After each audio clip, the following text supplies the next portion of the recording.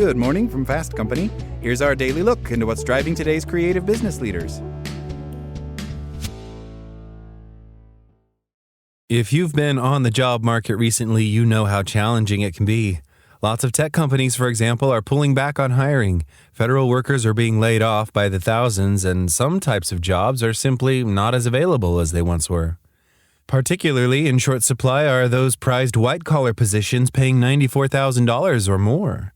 So any serious job seeker must sharpen their skills to land a job. You can increase the likelihood of a successful search by avoiding the following 6 big job search mistakes. Mistake number 1, applying for too many jobs.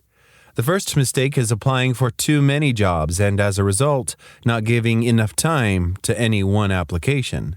Some individuals send in applications for 100, 200, or even 400 jobs. That is far too many. Statistics reveal that job seekers who apply for 21 to 80 jobs have about a 30% chance of receiving a job offer, while candidates who apply for more than 81 jobs have only a 20% chance of receiving an offer. More applications typically get worse results. To get the next big job, focus on applications where you're a decent fit and give more attention to each one. Mistake number 2, not customizing your resume. The second and very common mistake is sending every company the same generic resume. Contrary to popular belief, most hiring companies do scrutinize resumes. After the interview, it's the second most important vehicle for assessing a candidate. Providing boilerplate won't often get you the job. Focus your work history and the bullet points under each job you've held. Align this material with the job you're applying for. For example, don't put down that you optimized supply chain operations if you are applying for a leadership role. Instead, say you led a supply chain team. Avoid jargon and technical language that might be misunderstood. Be sure to include only relevant work experience. If you have waited on tables at your university or worked in a donut shop, leave it out unless you're applying for a service or people-focused job. Mistake number 3, not tapping into your network. A third job search mistake is overlooking your network. A LinkedIn study shows that 70% of job seekers get their jobs through successful networking. Don't go it alone. Ask those you know for leads and introductions. Successful networking is usually a multi-step process. Most of the time, success is not through your first-degree network, but through your second or third-degree network, writes career coach Sarah Felice on LinkedIn. This means you have to have a lot of conversations, coffee meetups, Zoom meetings, and phone calls. If you are interested in a position in a particular industry, approach an acquaintance who is knowledgeable about that field. Ask them to connect you to relevant people. If you're interested in moving up within your company, do your research and find out which department head you should talk to. Introduce yourself with a well-written letter. Such steps may take time, but they will be much more likely to get results.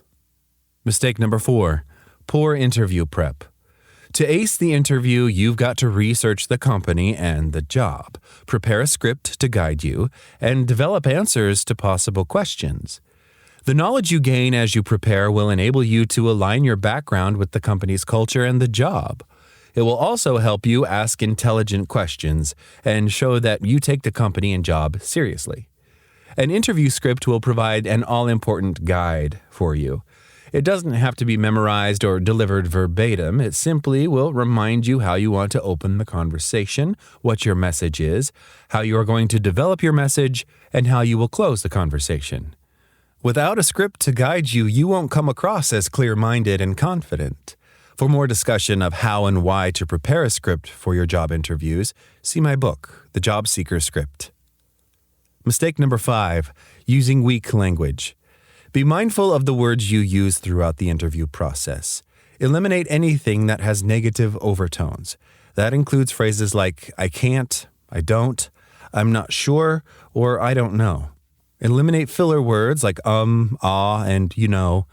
Avoid overly casual speech like you guys. And don't judge the questions by saying things like, that's a good question. You're there to answer the questions, not evaluate them. Apologetic language, such as I'm sorry, also tests poorly. You may think you're being thoughtful when you apologize, but doing so can make you sound weak. And finally, mistake number 6, not following up.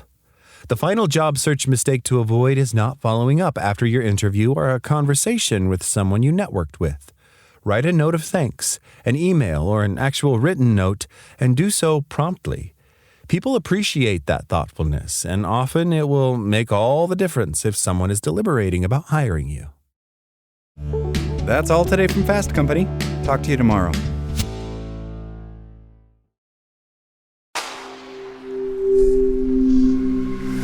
SpokenLayer.